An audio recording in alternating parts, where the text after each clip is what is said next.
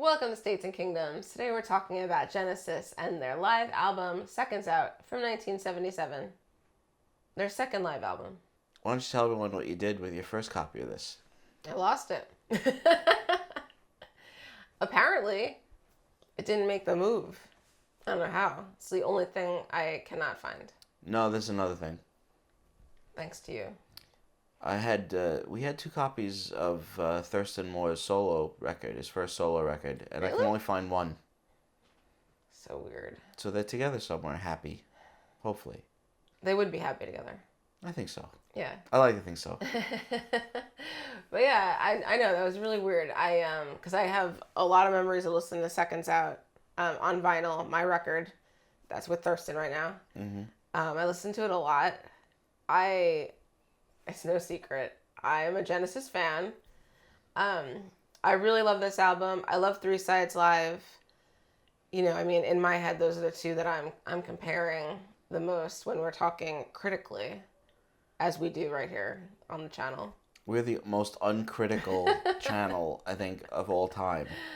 But they're both great live albums. This one's fun. I mean, obviously, it's a little different time period, so a little bit earlier.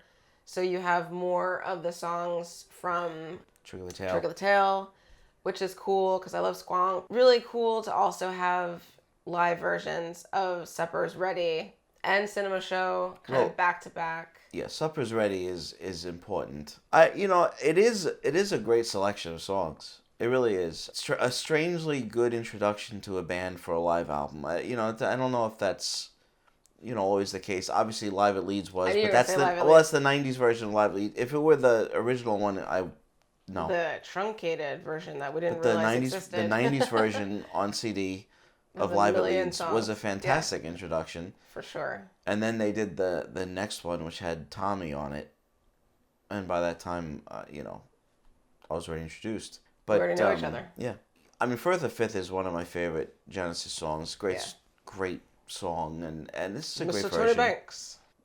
This album is like the last you're gonna hear of Steve Hackett with Genesis, and you can kind of hear him.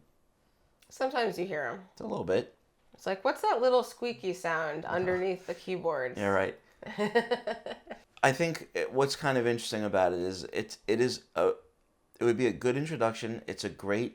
There are great performances on it, and it's just a really interesting period of time. Yeah. So, you have so many songs that were originally sung by Peter Gabriel that are being sung by Phil here. And, we've talked about this quite a few times, of course, because we've done a whole bunch of Genesis. I understand, there are people that don't, that still love Peter Gabriel Genesis. That's what they really love. I understand that, that's the thing that you really want to hear.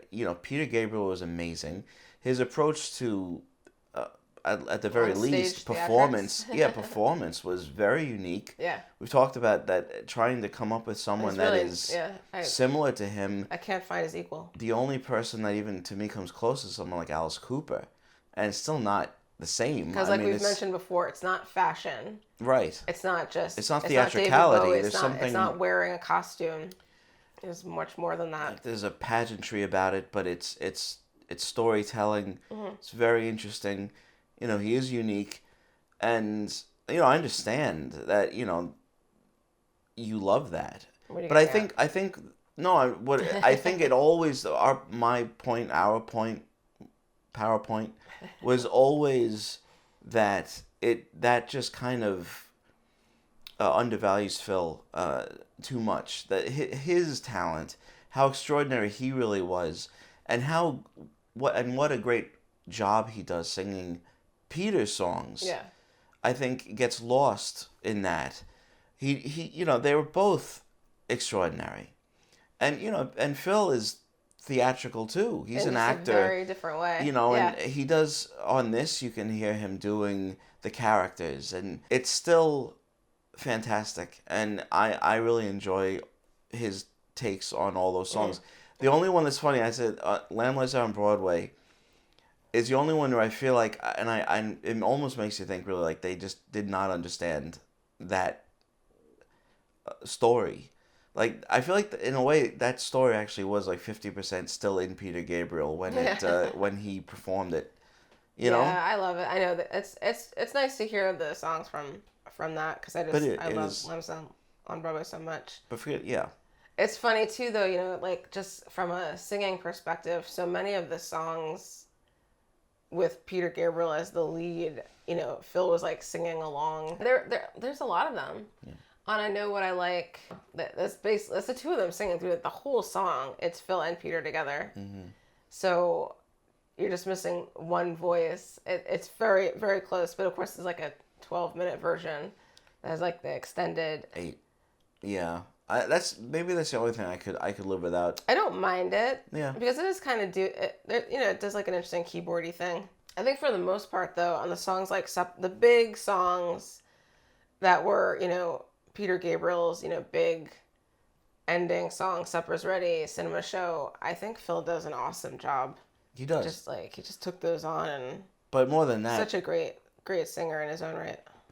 You know, forgetting about, you know, the singers, the band sounds impeccable, and of course. Well, I know, of course, there are so many things. This period with Tony Banks, what he was using is actually just fascinating to me, and I love every sound that he was getting. You know, so you know, you hear the mellotron, you know, the choral tape, you know, you hear that, and it sounds amazing. It sounds so awesome. He's using the pro soloist like all the time, and that sounds incredible. It just all these like incredibly classic sounds that Tony Banks was getting at the time, and I mean he was going to get some other really great sounds in the next sounds to come few years, but I really do love. This is a great period.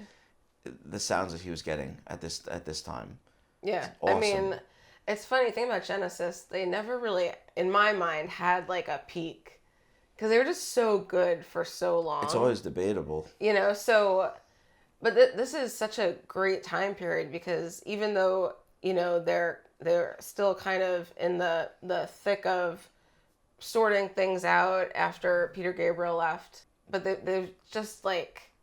They've got so much, so much is happening. And especially, you know, like in 76, 2 albums, you know, they released 2 albums, 2 really, really amazing records. 2 amazingly different records. Different and both so good. I love both Trick of the Tail and Wind Wuthering so much. So, I mean, they're just like, got like music, like flowing out of them, like nonstop. And here they're touring a bunch, and, you know, the 2 drummers, and you know, it's just like 3 if you count Bill Bruford. Right. Yeah, true. It's just there's I don't know. It's been, yeah. It must have been so exciting. So exciting. And when you listen to it now, it's also amazing that there's just no notion of what's to come in the next 4 years, 4 or 5 years. And they're going to become a bigger thing than they could ever like imagine. I know. And Phil Collins is going to become a huge star. Their trajectory is just so fascinating. It's like, you know, how their journey is like unlike any other band. It is. It is. And you know, losing members, and it never, you know, like affecting them in a negative way. They just, you know, continue changing and getting better and better in a lot of ways. And then, you know, past members doing solo stuff and being wildly successful at the same time is absolutely crazy. It's such a unique band. Yeah, I mean, better and better, at least in a couple of different ways, in songwriting craft, in knowing, you know, and expressing themselves. And that's what I hear in the 80s, you know, is them basically doing what they want to do and being able to do it, you know, but I mean, so yeah, it's interesting. Like this is really, this live album really catches them right in a kind of a crossroads. Yeah, it's really, really cool time. I'm really happy that they released this and the other live albums, because it's just nice to have such a nice record, like a literal record of you know, what was going on. And I mean, we've talked about this before, especially at Lamb Lies on Broadway. Like, wish that there was more footage of that concert. Well, that you know, I mean, I would love if they had actually done like a really nice recording of it. Yeah. Because that's like my favorite album. But it's still nice to have the... There are recordings, there are bootlegs of this time that I think are good. Yeah.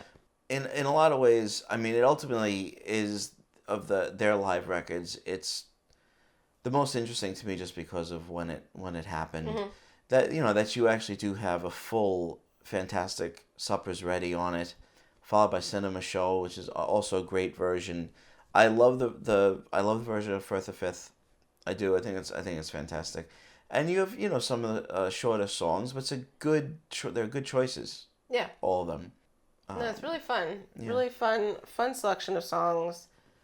Just really dynamic performances, like always. And I mean, what else can you say? It's just the greatest songs ever. That's right.